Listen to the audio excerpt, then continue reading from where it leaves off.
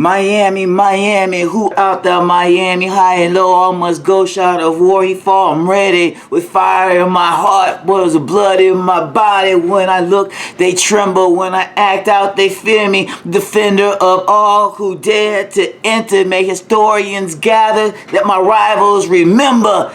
This is Miami.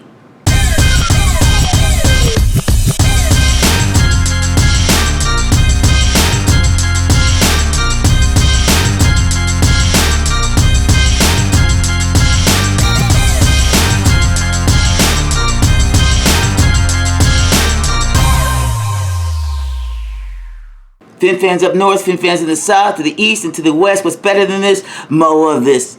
Let's talk about it.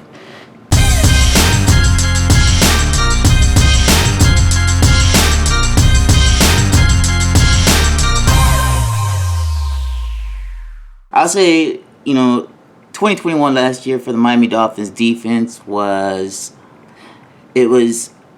a lot left on the table with that. I'll say, because the first part of the season, Miami was not playing the defense that they normally play.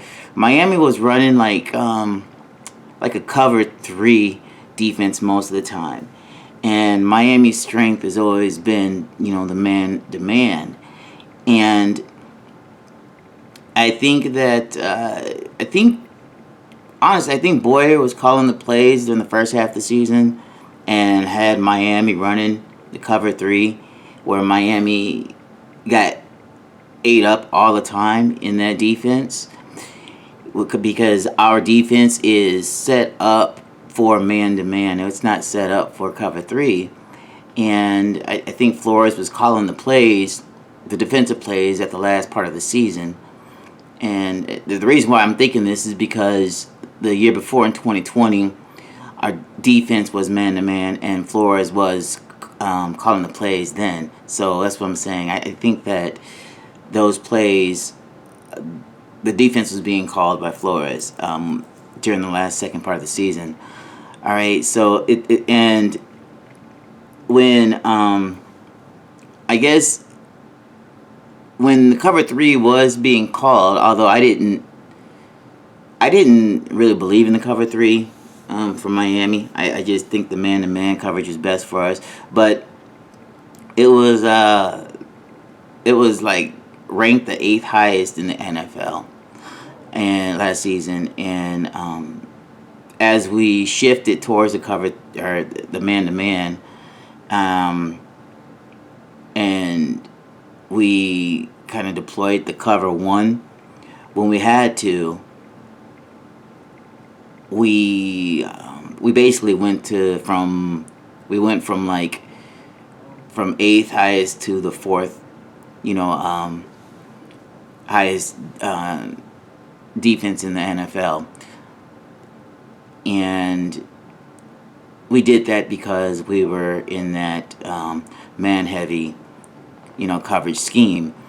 We blitzed a lot, and we still had a lower rate, like 6th in the NFL, and we had the 3rd lowest sack percentage, in the league. We were getting pressure when we were in the cover 3, but we just weren't able to get the job done. However, though, when we blitzed and we were on the man-to-man coverage, we got the job done, and we finished what we set out to do. We got on our defense, our Zach Sealer, Raekwon Davis, Christian Wilkins, Andrew Van Ginkel, Aladdin Rabbits, Jerome Baker, Emmanuel Ogbah, Xavier Howard, Byron Jones, Eric Rowe, Javon Holland. Okay. And our pickup this year on defense was Channing Tindall. And, what the players that came out last year and really stood out for themselves was Ogbah, Sealer, and Nick Needham. They all really stood out and stepped up for us. And Javon Holland, did a marvelous job at that as well.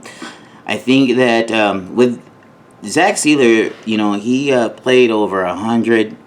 He had over 100 snaps.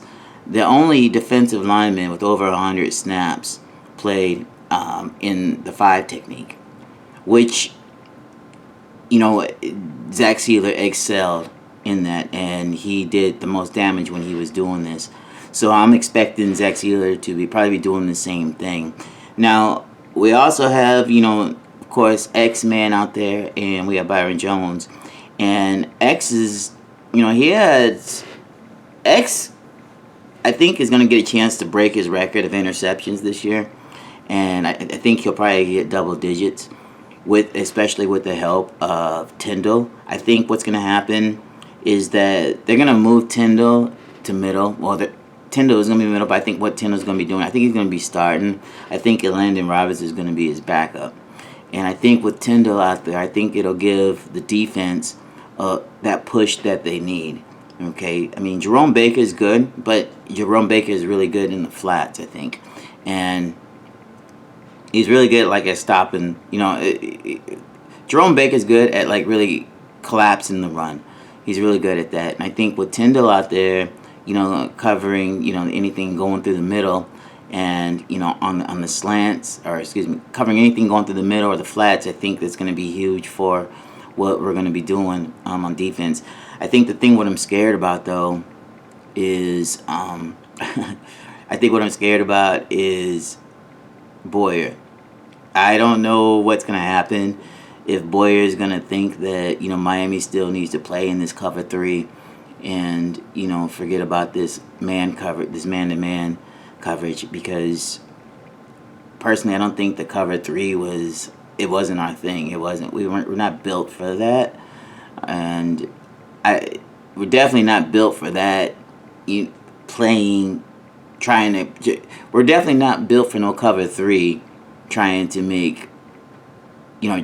prevent people from scoring and trying to pressure the quarterback. I don't think we're built for that. I think a cover 3 for Miami is more of a preventive thing when we're in the lead, not for, when we're trying to get on the board or trying to come back, and win the game.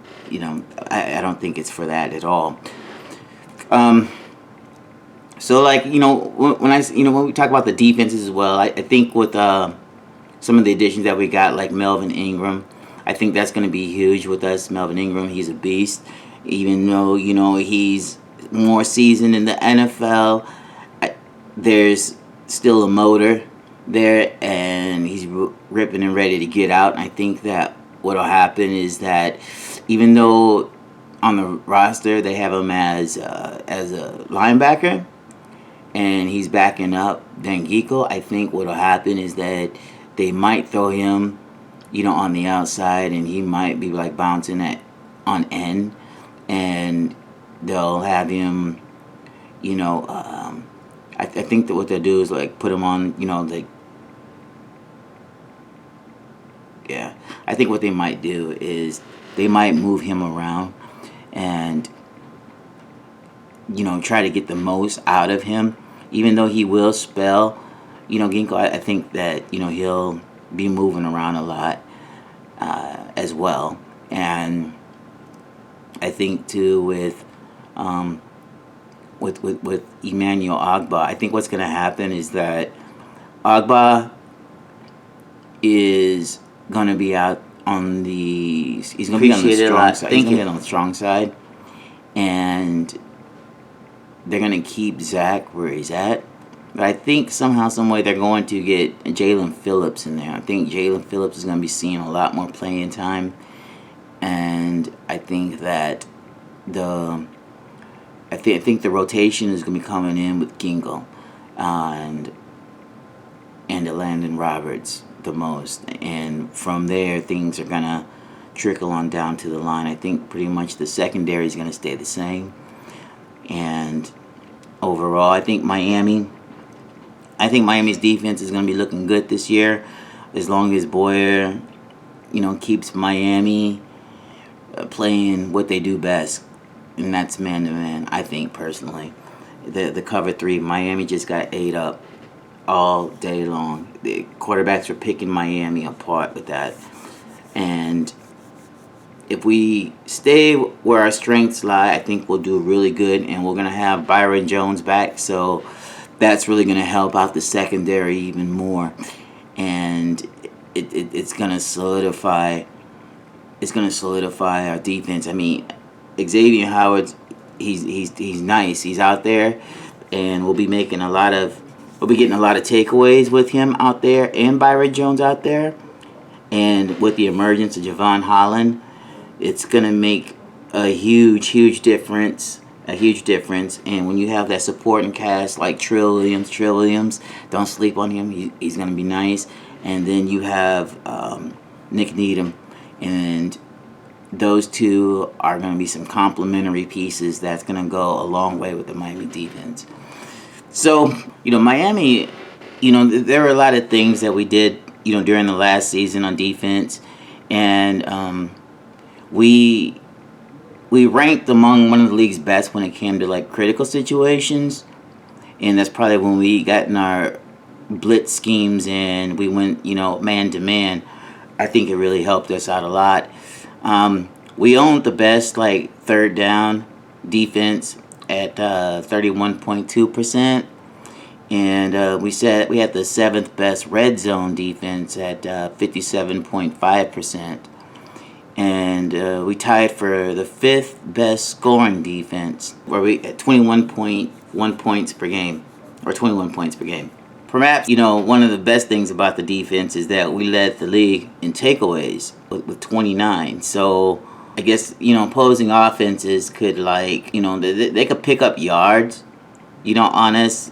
And Miami gave chunk plays away too, and the opposing players just weren't they just weren't scoring. They weren't converting those into points, and weren't getting a lot of opportunities. However, they did make use of the opportunities they had when it came to them, and hence our win-loss record.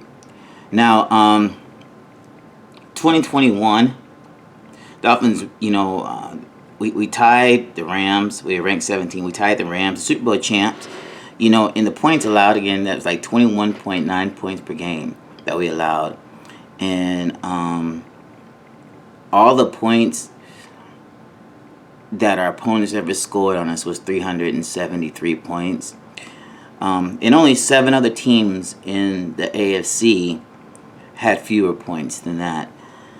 Miami was also 10th in the NFL and 5th in the AFC for total first downs allowed, which was like 325 throughout the year. And we came in 20th. Miami was 20th in the NFL and for third down percentage conversions, and allowed at 40.8%, and also we were 10th in the AFC in that. Miami was also 17th in the NFL, and we were 6th in the AFC for fourth down, conversions allowed, which was like 54.5%. So I think a lot of that was like during, the first part of the season, and after that, it just became, we just shut things down, but things were still, the damage was already done then. Okay, and now, all in all, look for Miami defense to rank in the top 10 in the NFL and in the top 5 in the AFC. And with that, that's me. That's my time, and these are my viewpoints. If you have any comments, questions, ideas, just shoot them my way. Share them with me. We can talk about it, and let's just have some fun on the channel together. Thank you. Peace. Love y'all. Deuces. Fin fans up north, Fin fans in the south, to the east, and to the west. What's better than this? More of this. Let's talk about it.